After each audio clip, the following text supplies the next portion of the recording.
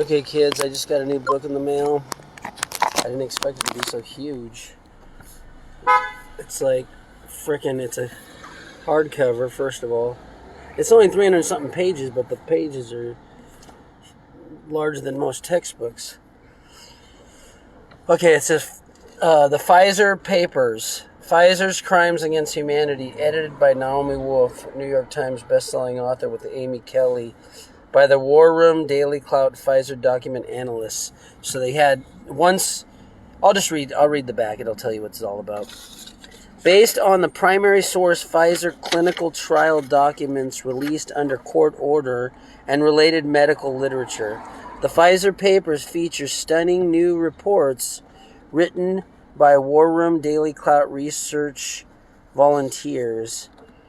These expose the fact that Pfizer's mRNA COVID-19 vaccine clinical trial was deeply flawed, that Pfizer knew by November 2020 that its vaccine was neither safe nor effective, knew by February 2021 that the injection was linked to a myriad of serious, even fatal adverse events, and knew by April 2021 that the injection damaged the hearts of young people. This book reveals that the U.S. Food and Drug Administration, which asked the court to suppress these documents for 75 years, also knew about the shortfalls of the Pfizer clinical trial and about the harms caused by the company's mRNA COVID vaccine product. The FDA's abject failure to fulfill its mission to, quote, protect the public health by ensuring the safety, efficacy, and security of human and veterinary drugs, biological products, and medical devices, end quote, allowed catastrophic damage to be inflicted on the U.S. and global public. The Pfizer Papers is an historical research achievement, and its revelations demand answers and accountability. So, from Peter McCullough, Dr. Peter McCullough, which you can see him on so many great interviews. If you just go on Rumble, because all the good ones are kicked off of YouTube. He says, this is a comprehensive, organized, and compelling presentation of vaccine safety data that has accumulated after mass, indiscriminate administration of the Pfizer mRNA COVID-19 vaccine. Join me and the authors in calling for all mRNA COVID-19 vaccines to be removed from human use. He's Dr. Peter McCullough, MPH, MD and MPH. He's an internist and cardiologist and co-author of The Courage to Face COVID-19. And then James A. Trope, MD, board-certified obstetrician and gynecologist and maternal fetal medical subspecialist, says, the Pfizer Papers by Naomi Wolf, combined with project director Amy Kelly and her Daily Clout team, is a compelling book shining light in the midst of global darkness. The other people that talk about it is Dr. Drew, Peter Bragan, MD, Dr.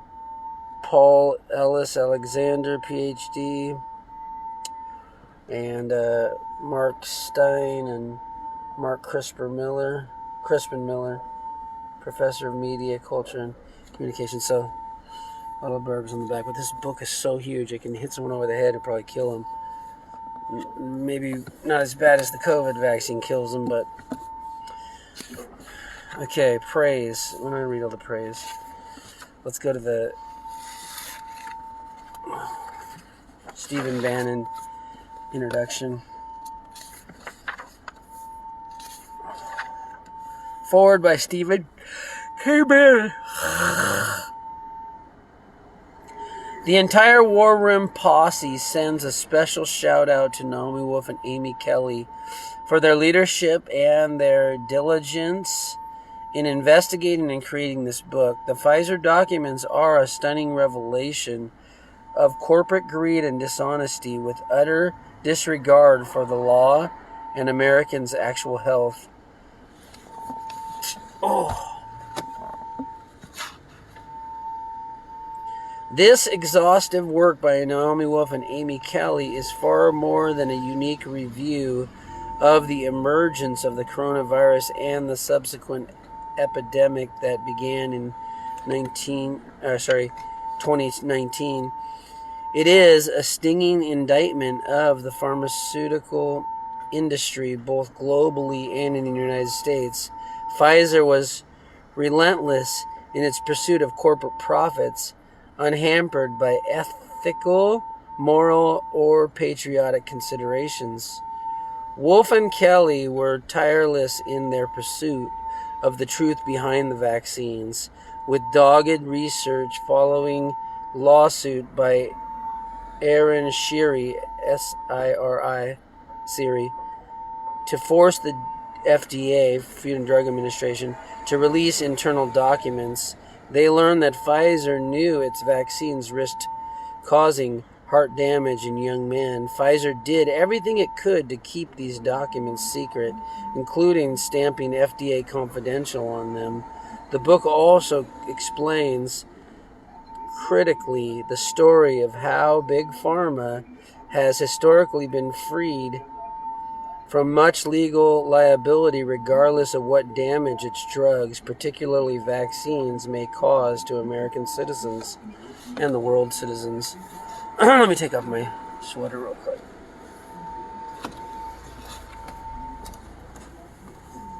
Damn. Okay. Whew. No, that's not an entranceway, you knucklehead. That's an exit. Okay, good. Wolf and Kelly explained the PrEP Act, the Public Readiness and Emergency Prepared Act passed by Congress and signed into law by President George W. Bush in 2005. It protects pharmaceutical companies from liability for the use of so-called medical countermeasures in fighting a number of events, including pandemics. In other words, it allows pharma to escape responsibility for harm. It's loud out there.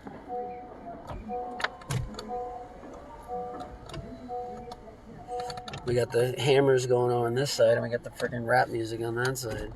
I don't know what's worse. Okay.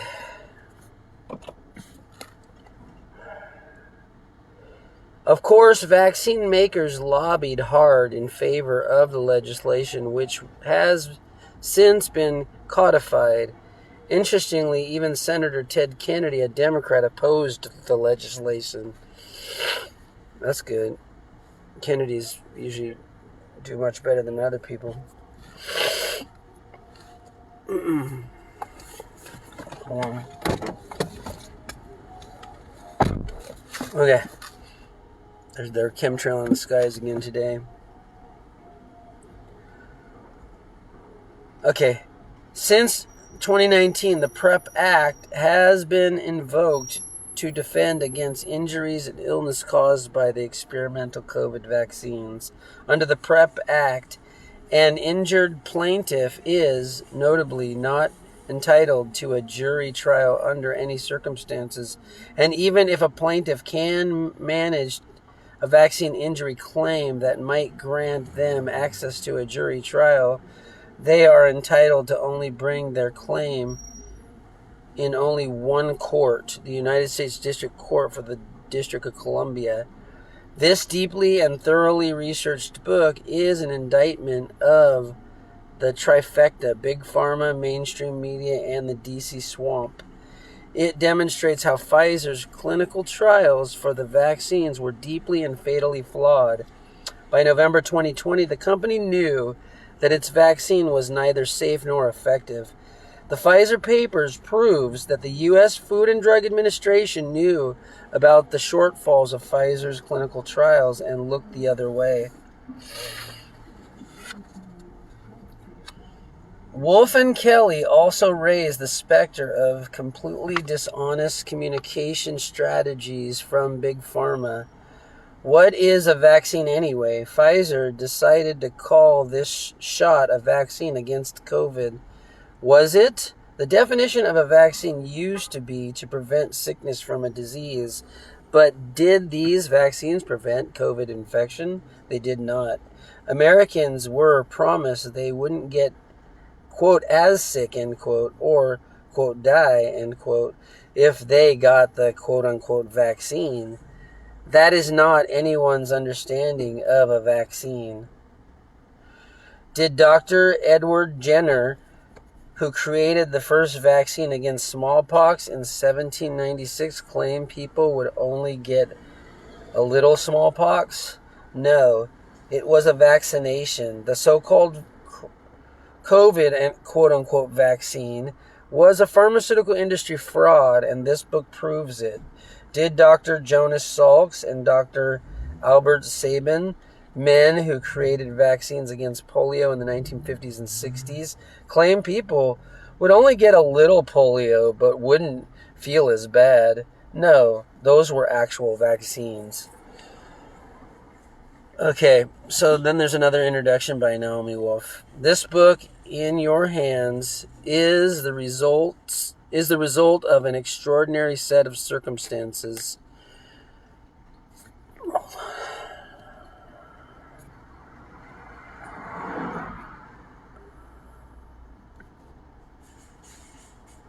Okay. It also presents in a format available in bookstores for the first time material that has already changed history. You are about to embark as a reader on a journey through an extraordinary story, one whose elements almost defy belief.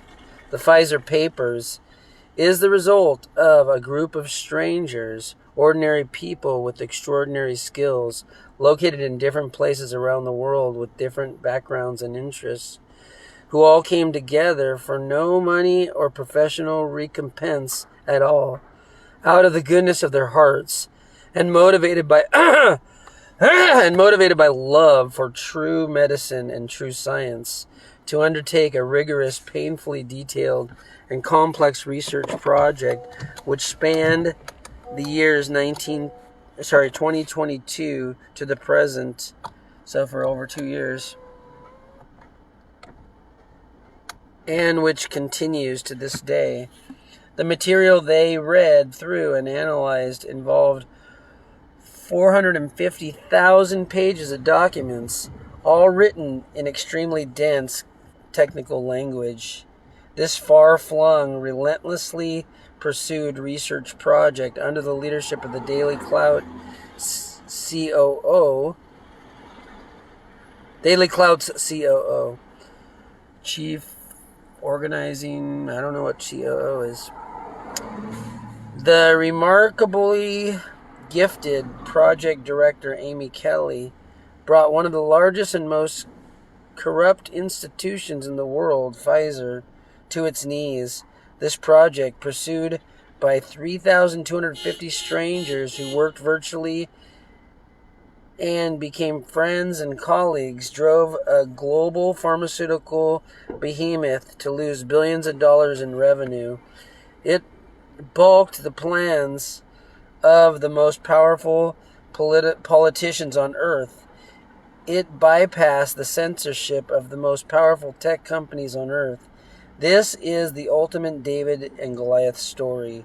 The story began when lawyer Aaron Siri successfully sued the Food and Drug Administration to compel them to release the Pfizer documents. These are Pfizer's internal documents, as noted above, 450,000 pages in number, that detail the clinical trials Pfizer conducted in relation to its COVID mRNA injection.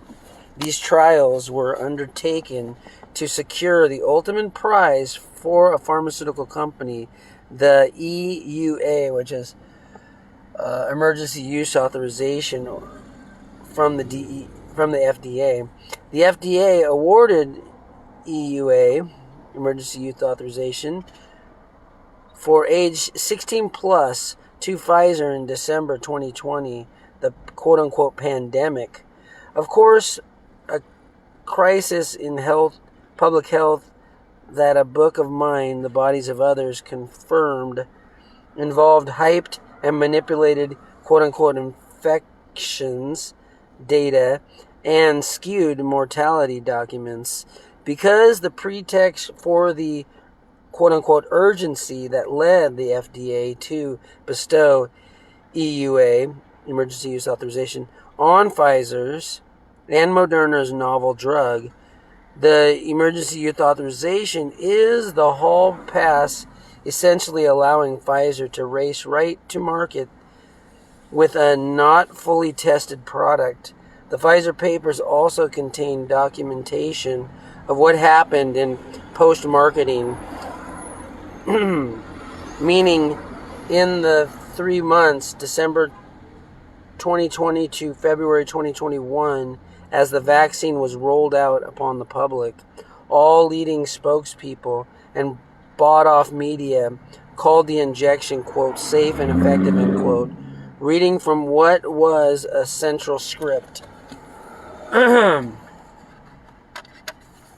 Many people who took this injection as it was launched in 2020, 2021, and 2022, and to the present, did not realize that normal testing for safety of a new vaccine, testing that typically takes 10 to 12 years, had simply been bypassed via the mechanisms of a quote-unquote state of emergency and FDA's, quote, emergency use authorization, end quote. They did not understand that the real quote-unquote testing was in fact Pfizer and the FDA observing whatever was happening to them and their loved ones after these citizens rolled up their sleeves and submitted to the shot. As we can never forget, many millions of these people who submitted to the injection were quote-unquote mandated to take it, facing the threat of job loss, suspension of their education, or loss of their military positions if they refused. In some United States and overseas countries, people also face the suspension of their rights to take transportation, cross borders, go to school or college, receive certain medical procedures, or enter buildings such as churches and synagogues, restaurants and gyms if they refused. The FDA asked the judge in the Aaron Siri lawsuit to withhold the release of the Pfizer documents for 75 years. Why would the government agency wish to conceal certain material until the present generation, those affected by what is in these documents, is dead and gone? There can be no good answer to that question. Okay, hold on.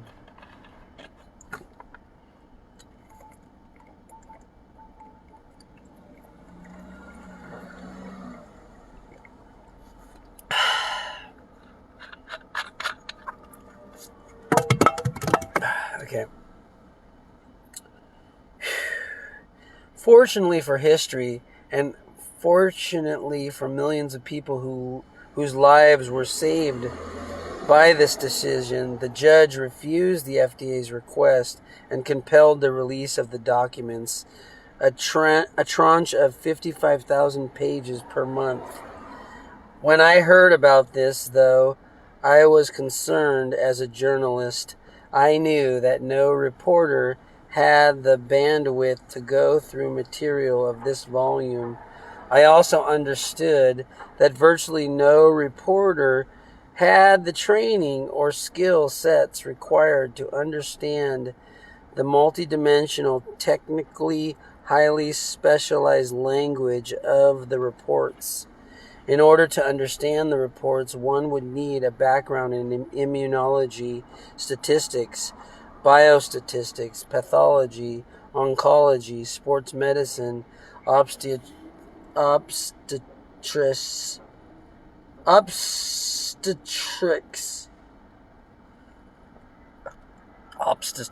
okay, I'm probably saying it wrong. Neurology, cardiology, pharmacology, cellular biology, chemistry, and many other specialties. In addition to doctors and scientists, in order to understand what was really happening in the Pfizer documents, You would also need people deeply knowledgeable about government and pharmaceutical industry regulatory processes. You would need people who understood the FDA approval process. You would need medical fraud specialists, and eventually, in order to understand what crimes were committed in the papers, you would need lawyers. I was worried that without people with all of those skill sets reading through the documents, their volume and complexity would lead them to vanish down the memory hole. Enter Steve Bannon, the former naval officer, former Goldman Sachs investment banker, former advisor to President Trump, and current host of the most popular political podcast in America and one of the most listened to worldwide, War Room. He and I come from opposite ends of the political spectrum. I had been a lifelong Democrat and advisor to President Bill Clinton's re-election campaign and to Al Gore's presidential campaign. He, of course, is a staunch Republican turned MAGA. I had been deplatformed in June 2021 before the Pfizer documents came out for the crime of warning that women were reporting menstrual dysregulation upon having received the mRNA injection. As a career-long writer on women's sexual and reproductive health issues, I knew that this was a serious danger signal,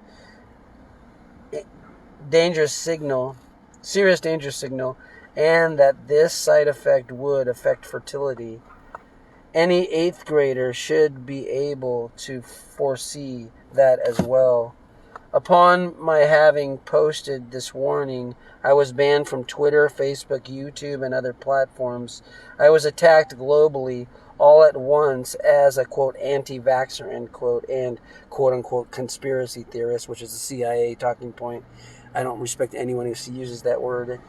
And my life as a well-known best-selling feminist author within the legacy media ended.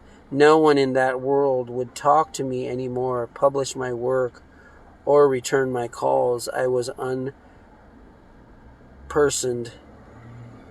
It turned out upon 2 successful lawsuits in 2023 by Missouri and Louisiana Attorney General that it was actually the White House, the CDC, and senior leaders of other government agencies, including the Department of Homeland Security, that unlawfully pressured Twitter and Facebook to remove that cautionary tweet of mine. And that's about the same time all my stuff was taken down, all my YouTube, a lot of my YouTube videos.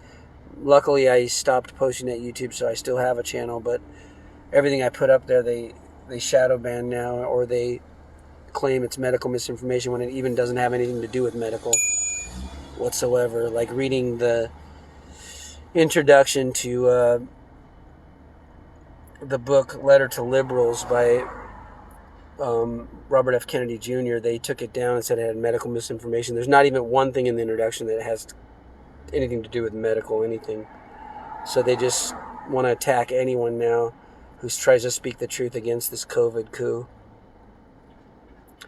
Okay, that unlawfully pressured, to remove my tweets of mine, to shut me down, and to BOLO, BOLO, or be on the lookout for similar posts.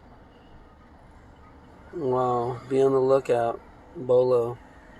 This suppression is now the subject of pending Supreme Court decision on whether or not it violated the First Amendment. I need to find out, because they took down all my Facebook and Instagram accounts at that time. It was actually September 19th, 2021. I got to go through all those lawsuits and see if in the information the list that came out when they did discovery, if my accounts are on there, and I got to sue them, get all mine back, because it's destroyed my health. It's destroyed a lot of my work I was doing at the time that I just stopped doing because it became impossible to do. like my radio show, my talk show, Live from Normal Heights. In this dark time in my life, to my surprise, I received a text from Steve Bannon's producer, who invited me onto War Room. I brought forward my concerns about women's reproductive health in the wake of the mRNA injection, and to my surprise, he was respectful, thoughtful about the implications, and took the issue very seriously. I returned again and again to bring that and other concerns that were emerging in relationship to the mRNA injection to his audience. I was relieved to have a platform on which I could share these urgent warnings. At the same time, I was sad that the quote-unquote left, she doesn't quote-unquote it, but they're not left. They're extremely right-wing, all the people that say they're on the left that support the unelected vice president was never in a primary, who they killed the primary so she can be in there. They're not left. Those are right-wingers. Anyone who believes in censorship is a right-winger. I was sad that this quote-unquote left, which was supposed to champion feminism, seemed not to care at all about serious risks to women and unborn babies. I recognized the irony that a person whom I had been taught to believe was the devil incarnate actually cared more about women and babies than did all my right-on former colleagues. Right-on former colleagues. I don't know what the right-on means. Including the feminist health establishment, who had always spoken so loudly about women's well-being and women's rights. Given my appearance on War Room leading up to 2022, it was natural that the subject of the Pfizer documents came up on that show when the documents were released. I shared my concern that they would be lost on history due to their volume and technical language. Bannon said something like, "Well, you will crowdsource a project to read through them," end quote. I was taken aback, as I had zero skills related to or knowledge about how possibly to do such a thing. I answered something like, of course. So, my news and opinion platform, Daily Clout, was deluged with offers from around the world from War Room listeners with the skill sets needed to decipher the Pfizer documents. I was terrified. It was chaos. I had excellent people on my team, but none of us knew how to manage or even organize the deluge of emails. We did not know how to evaluate the thousands of CVs. What's that? It's a Latin term. It means your background history, CV. I forget the Latin term. And even once, it's like your, what do you call it? When you go for a job now, you send them your whatever. I'm having a brain fart. They call it CVs. I call it something else, but anyway. And even once we had onboarded these thousands of people in different time zones to quote-unquote the project, our inbox became even more terrifying, as it was literally impossible to organize 3,250 experts into an organization chart that could systematically work through these documents. Emails were getting tangled and went unanswered. People asked questions we could not answer. We had no idea what structure could allow such a huge number of dispersed experts to work through the vast trove of material.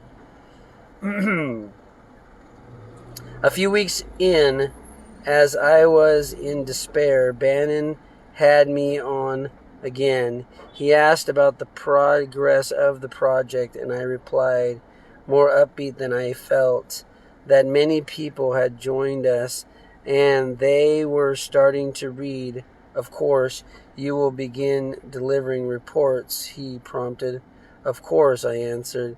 horrified at being in so far over my head. I have never had a corporate job, so it had not even occurred to me that a series of reports was the format that the analysts of the documents should take. Then something happened that I can only describe as providential. That means it's coming from fate and destiny, providence. We put out a call to the volunteers for the project manager, and Amy Kelly reached out. My book is signed by Amy Kelly and Naomi Wolf. I got a certified copy, and I have the certification from Premier Collectibles in here. Where did I put the certification? Wow, there's a lot of pictures and charts in here. Okay, here it is. So, certification of authenticity. We certify that this autobiographed book has been personally signed by its author. That's what I like. Okay. In doing that, I lost my place. Okay, I'm somewhere around here. Here we are. Perfect timing. Then something happened that I can only describe as providential. We put out a call to the volunteers for a project manager, and Amy Kelly reached out. Ms. Kelly is a Six Sigma certified project manager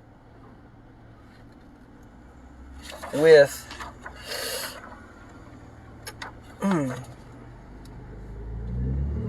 extensive experience in telecommunications and tech project management.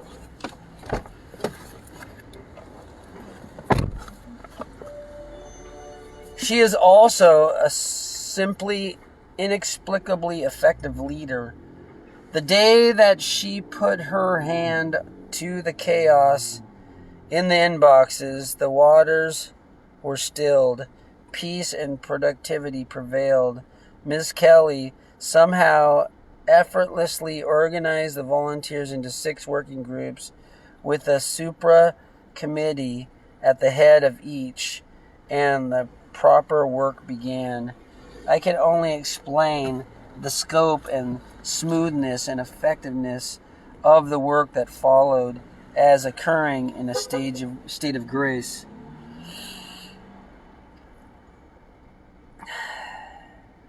In the 2 years since, Mrs. Kelly and the volunteers have been working together. They have gone through 2,369 documents and data files totaling hundreds of thousands of pages and have issued almost 100 reports. I taught the volunteers to write these in a language that everyone could understand, which I thought was very important to maximize their impact, and Amy Kelly meticulously revised almost all and edited all of them. The first 46 reports appeared in a self-published format that we put out. It was very important to us that they appear in a published form that was physical and not just digital, as we wanted something that people can hand to their doctors, their loved ones, their congressional representatives. These 46 reports broke huge stories. We learned that Pfizer knew within 3 months after rollout in December 2020 that the vaccine did not work to stop COVID. Pfizer's language was vaccine failure, end quote, and, quote, failure of efficacy, end quote. One of the most common adverse events in the Pfizer documents is COVID. Pfizer knew that the vaccine materials, lipid nanoparticles, and industrial fat coated in polyethylene glycol a petroleum byproduct, mRNA and spike protein, did not remain in the deltoid muscle as claimed by all spokespeople. Rather, it dispersed throughout the body in 48 hours like a shotgun blast. As one of the authors, Dr. Robert Chandler, put it, it crossed every membrane in the human body, including the blood-brain barrier, and accumulated in the liver, adrenals, spleen, brain, and if one is a woman, in the ovaries. Dr. Chandler saw no mechanism whereby those materials leave the body, so every injection appears to pack more such materials into organs. Pfizer hired 2,400 full-time staffers to help process the large increase of adverse event reports being submitted to the company's worldwide safety database. Pfizer knew by April 2021 that the injection damaged the heart of young people. Pfizer knew by February 28, 2021, just 90 days after the public rollout, that their COVID vaccine, that its injection was linked to a myriad of adverse events, far from being chills, fever, fatigue, as the CDC and other authorities claimed were the most worrying side effects. The actual side effects were catastrophically serious. These side effects included death, which Pfizer does list as a serious adverse event. Indeed, over 1,233 deaths in first 3 months of the drug being publicly available. I have to be the editor of every goddamn book in the world. In the first 3 months, it should be.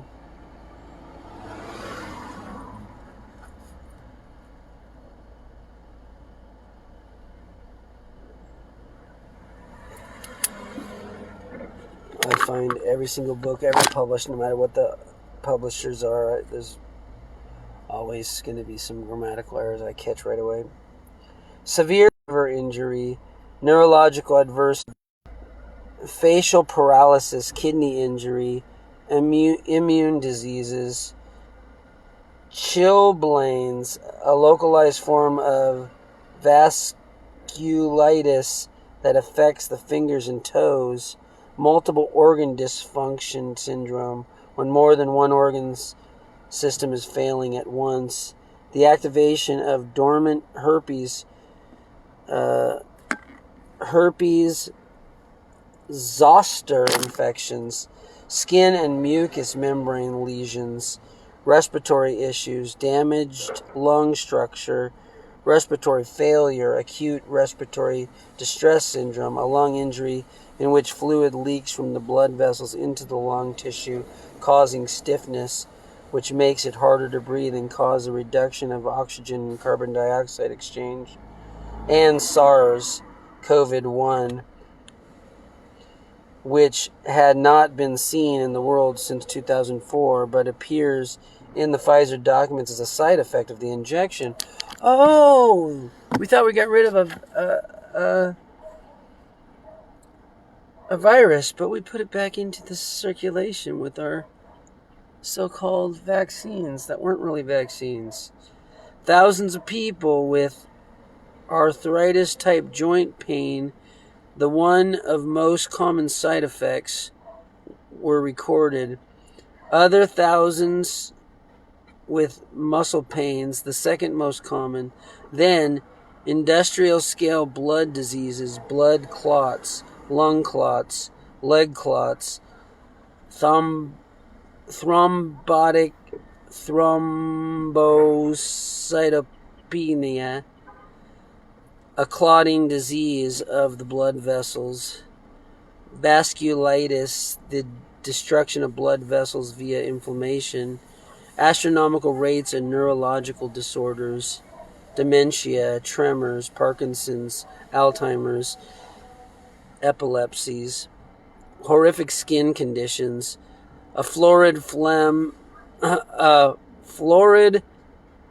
plethora of cardiac issues, myocarditis, pericarditis, tachycardia, arrhythmia, and so on.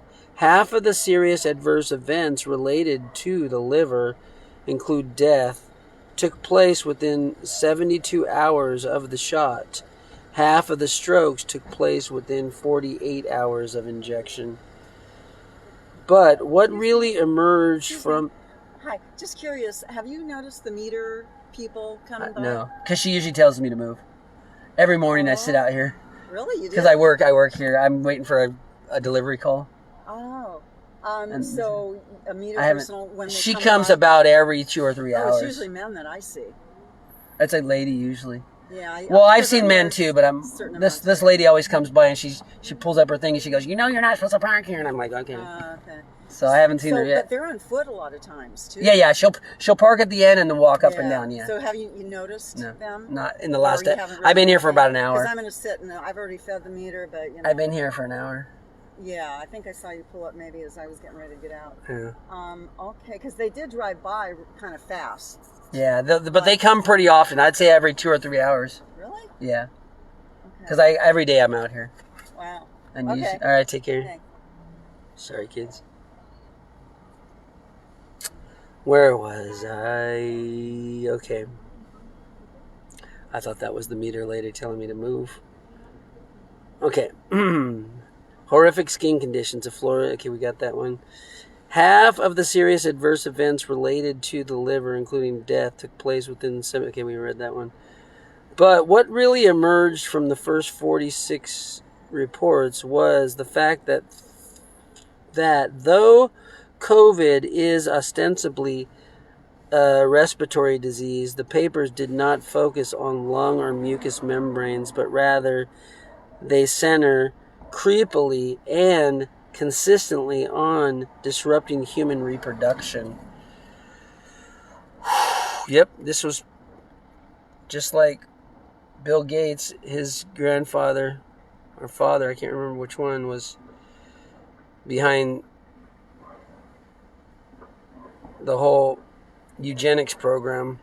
He's a eugenicist. They all care about lowering the population of the earth, which is what he said openly, publicly. If we do well with vaccines, we should lower the population by 15 to 17% within a couple of years. By the time Pfizer's vaccines rolled out to the public, the pharmaceutical giant knew that they would be killing babies and significantly harming women and men's reproduction. The material in the documents makes it clear that damaging humans' ability to reproduce and causing spontaneous abortions of babies is, quote, not a bug, it's a feature, end quote. Pfizer told vaccinated men to use 2 reliable forms of contraception or else to abstain from sex with childbearing age women. In its protocol, the company defined exposure to the vaccine as including skin-to-skin contact, inhalation, and sexual contact. Pfizer mated vaccinated female rats and untreated male rats and then examined those males, females, and their offspring for vaccine-related toxicity based on just 44 rats and no humans. Pfizer declared no negative outcome for, quote, mating performances, fertility, or any ovarian or uterine parameters, nor on embryo, fetal, or postnatal survival, growth, or development. And the implication being that its COVID vaccine was safe in pregnancy and did not harm babies. Pfizer knew that lipid nanoparticles have been known for years to degrade sexual systems, and Amy Kelly, in fact, found nanoparticles, of which lipid nanoparticles are a subtype, pass through the blood-testes barrier and damage males' Sertoli cells, Sertoli, Sertoli cells, Leydig cells, and germ cells. Those are the factories of masculinity affecting the hormones that turn boys at adolescence into men with deeper voices, broad shoulders, and the ability to father children. So we have no idea if baby boys born to vaccinated moms will turn into adults who are recognizably male and fertile. Pfizer enumerated the menstrual damage it knew it was causing to thousands of women, and the damage ranges from women bleeding every day to having 2 periods a month to no period at all, to women hemorrhaging and passing tissue, to menopausal and postmenopausal women beginning to bleed again. Pfizer's scientists calmly observed and noted it all, but did not tell women. Babies suffered and died. In one section of the documents, over 80% of the pregnancies resulted in miscarriage or spontaneous abortion. In another section of the documents, 2 newborn babies died, and Pfizer described the cause of death as maternal exposure to the vaccine. Pfizer knew that vaccine materials entered vaccinated moms' breast milks and poisoned babies.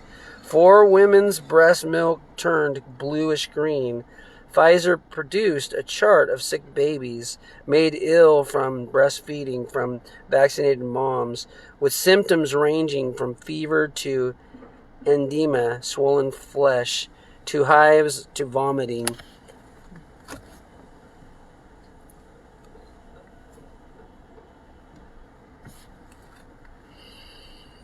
One poor baby had convulsions and was taken to the ER, where it died of multi-organ system failure. I will now take you to 36 reports you will find in this book. Some of the headlines from the reports that follow is the headlines. On February 28, 2021, Pfizer produced a pregnancy and lactation cumulative review showing that after mothers vaccinated with its vaccine, these are the bullet points. 1.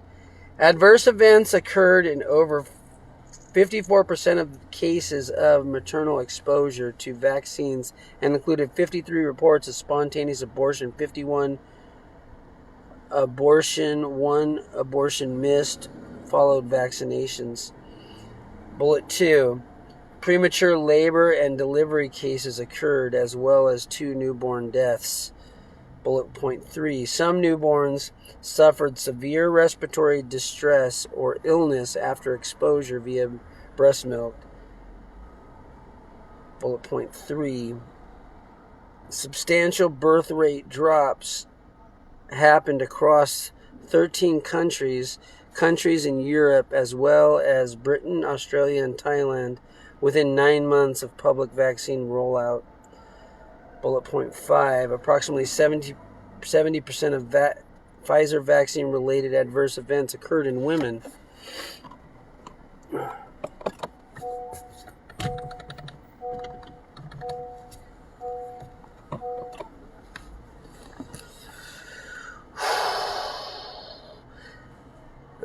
The next bullet point, I don't know what number I'm on. Spike protein and inflammation were still present in heart tissue 1 year after receipt of the mRNA COVID vaccine. Next bullet point. In Pfizer's clinical trial, there were more deaths among the vaccinated than the placebo participants. However, Pfizer submitted inaccurate data showing more deaths in the placebo group to the FDA when seeking emergency use authorization. So they lied, they fabricated. So the law in the PrEP Act doesn't apply. If you lie to get emergency use authorization, you're still liable for lawsuits because it was a fraudulent review of your clinical trials because of your lying. So that they can still be taken to jail and forced to court. Okay. Next bullet point. Infants and children under 12 receive Pfizer's vaccine 7 months before a pediatric vaccine approval resulted in, quote, stroke, facial paralysis, kidney injury, or failure. Next bullet point. There was an over 3.7-fold increase in the number of deaths due to cardiovascular events in vaccinated clinical trial subjects compared to the placebo subjects. The vaccine Pfizer rolled out to the public was different than the formulation used in the majority of clinical trial participants, and the public was not informed of this. So whatever vaccine you did take, if you took one of these experimental deadly products, it was not the one that was approved. It was even a different formula and everything. So no one's ever taken the approved one, even though that one was super deadly. All of them are super deadly. The vaccine Pfizer rolled out to the public was different. Okay, we read that one. Next one, bullet point. Histopathological analysis, the straining of tissue to show disease states, show clear evidence of vaccine-induced immune-like pathology in multiple organs. Spike protein caused erosion of blood vessels, heart and lymphatic vessels. Amyloids in multiple tissue, unusual aggressive cancers, and atypical clot formations. The next one. Following vaccination, younger patients began presenting with cancers. Tumors were bigger and grew more aggressively and faster than cancer had prior to mass inoculation of populations. Cotemporal onset, the onset more than one cancer at the same time, of cancers becoming more common, a situation that was typically very unusual before the mRNA vaccine rollout. Benign tumor growth accelerated. By March 12, 2021, Pfizer researchers vaccinated almost an entire placebo, non-vaccinated cohort from the trial, though Pfizer had previously committed the following both the vaccinated and placebo cohorts for 2 years. So they said they were going to follow these to see how the results go for over 2 years, and then they took the placebo group and they vaccinated them. So now we have no placebo group.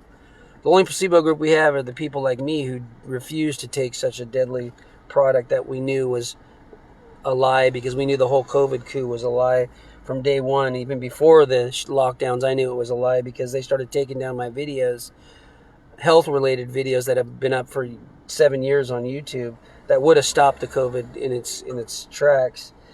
By March 12, 2021, Pfizer research vaccinated almost the entire placebo non-vaccinated cohort from the trial, though Pfizer had previously committed to following both the vaccinated and placebo cohorts for 2 years.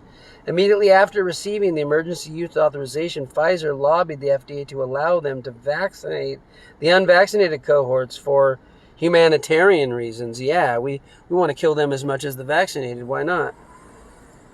Vaccinating the placebo group ended the ability to pursue safety studies over time. So we have no reliable safety studies of these deadly products. The next bullet point, immunity cases reported to the Vaccine Adverse Event Reporting System, or VAERS, increased 24-fold from 2020 to 2021, and annual autoimmunity-related fatalities increased 37 times in the same time period. In Pfizer's October 2021 emergency use authorization data and documents submitted for children aged 5 to 11, Pfizer investigators speculated in writing that subclinical damage would manifest in patients in the long term, implying that continued doses with subclinical damage would eventually manifest as clinical damage. Next bullet point. In trial studies, Moderna's mRNA COVID-19 vaccine damaged mammals' reproductions, resulting in 22% fewer pregnancies, skeletal malformations, and nursing problems. The next, second to last bullet point. There were hundreds of possible vaccine-associated enhanced diseases, or VAEDs, cases in the first 3 months of the Pfizer mRNA COVID vaccine rollout. Public health spokespeople minimized their severity by calling them, quote, breakthrough COVID cases, end quote, which is a lie. Okay, the last bullet point. Pfizer concealed 8 vaccinated deaths that occurred during the clinical trial in order to make its results look favorable for receiving its age 16 plus emergency youth authorization. So those are all the bullet points from the February 29 Pfizer produced pregnancy and lactation cumulative review. This is the biggest crime against humanity, even worse than what Hitler did. Pfizer's killed more people than Hitler just in the last 2 years. The most powerful forces in the world, including the White House, the staffers of the United States President himself, Dr. Rochelle Walensky of the CDC, the head of the FDA, Dr. Robert M. Califf, Dr. Anthony Fauci, Twitter and Facebook, legacy media, including the New York Times, the BBC, The Guardian, and NPR, Ofcom, the British Media Regulatory Agency, professional organizations such as the American College of Obstetricians and Gynecologists, and the European Medicine Agency, the European equivalent of the FDA, and the Therapeutic Goods Administration, Australia's equivalent to the FDA, all sought to suppress the information that Amy Kelly, the research volunteers, and I brought to the world starting in 2022, and that you are about to absorb in the following pages. Nonetheless, in spite of the most powerful censorship and retribution campaign launched in human history, made more powerful than past such campaigns by the amplified effect of social media and AI, these volunteers' findings were not suppressed at last and survived an alternative media and on our site dailyclout.io to be shared from month to month, mouth to mouth, saving millions of lives. Fast forward to more recent events. What has the role of this information been in stopping this greatest crime ever committed against humanity? And this is she's a Jewish author, so she knows crimes against humanity. The worst has happened. Disabilities are up by 1 million a month in the United States, according to former BlackRock hedge fund manager Edward Dowd. Excess deaths are way up in the U.S. and Western Europe. Birth rates have plummeted, according to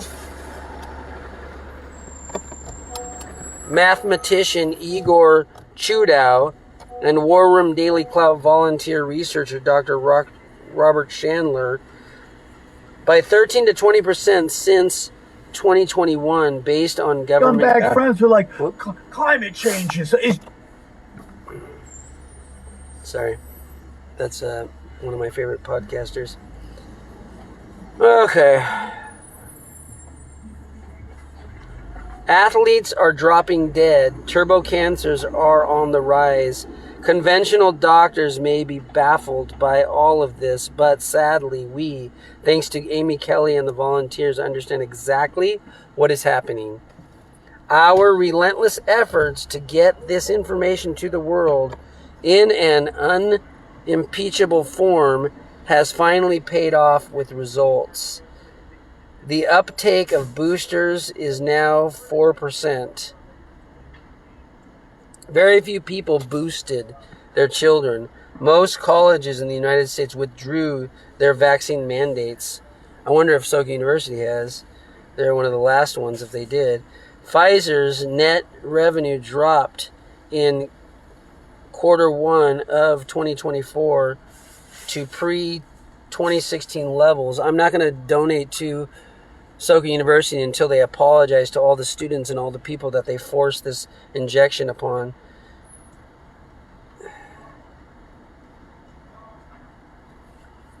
Ofcom, which has targeted Mark Stern for platforming on his show my description of the reproductive and other harms in the Pfizer documents, is being sued by Stein.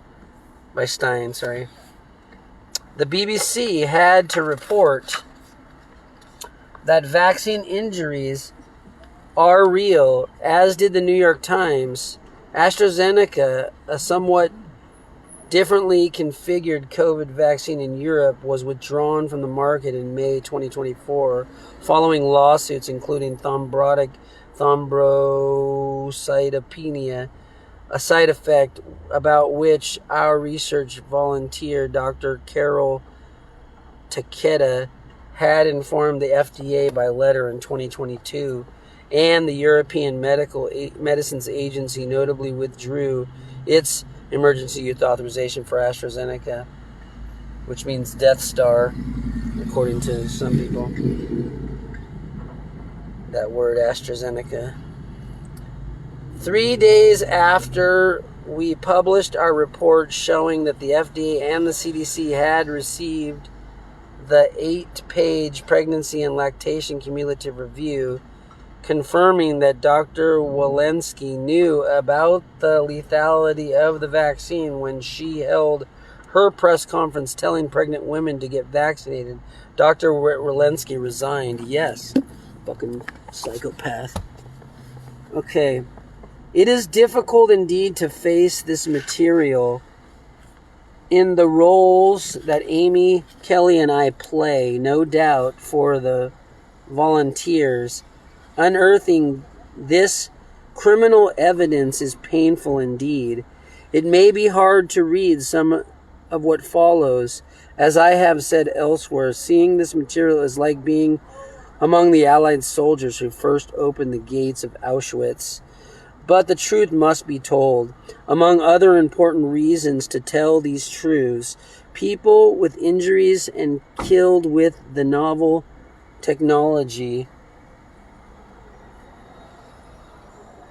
not deployed before in medicine, and these pages hold... Fucking, I just got bit by a mosquito.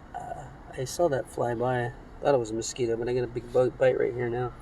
Hope it didn't bite me other places. Okay. Where was I?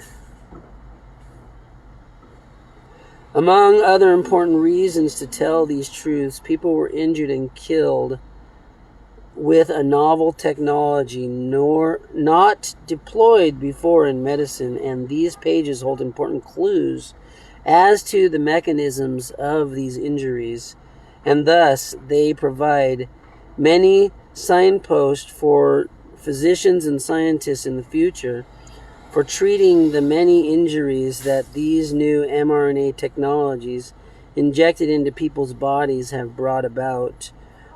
We must share the truth, as the truth saves and sustains, and eventually the truth will heal. We thank Steve Bannon and his wonderful team at War Room for being the instigator of this entire project and for consistently bringing us onto his show so that we can tell the world what the volunteers find.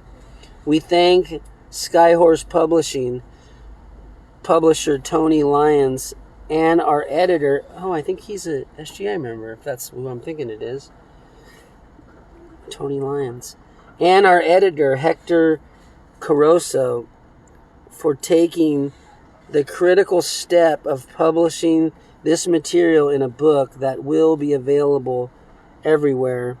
Books matter, and this publication will make a difference in bringing about accountability and an accurate history of this catastrophic set of events. We thank the volunteers, 3,250 strangers around the world who banded together in the love of truth and of their fellow human beings. We thank our 200 lawyers who helped us to FOIA, Freedom of Information Act, emails from the CDC and helped us to understand the crimes that we were seeing in the following pages. Many of our volunteers themselves have suffered ostracism, job loss, marginalization, and other penalties as a consequence of their commitment to real science, real medicine, and to bringing forth the truth to save their fellow human beings and generations yet unborn. The battle is ongoing. No one who committed this massive crime against humanity is in jail or even facing civil or criminal charges. There are at least 3 lawsuits against Pfizer, 2 of ours and 1 of Brooke Jackson's, but to date, none of the lawsuits have completely prevailed. The litigation drags on. Nonetheless, the word is out. Amy Kelly and I get hundreds of emails from grateful families telling us about their healthy babies or grandchildren and thanking us for saving those babies or sons and daughters-in-law. And we know this project has saved many lives, perhaps hundreds of thousands of lives, and maybe saved millions from disabling injuries. Stephen Bannon, who started it all, saved hundreds of thousands of lives and saved his listeners and ours from sustaining millions of injuries. God knows how many babies will be born in the future, safe and well, because of our collective, arduous, well-targeted work. The story of this project is not over.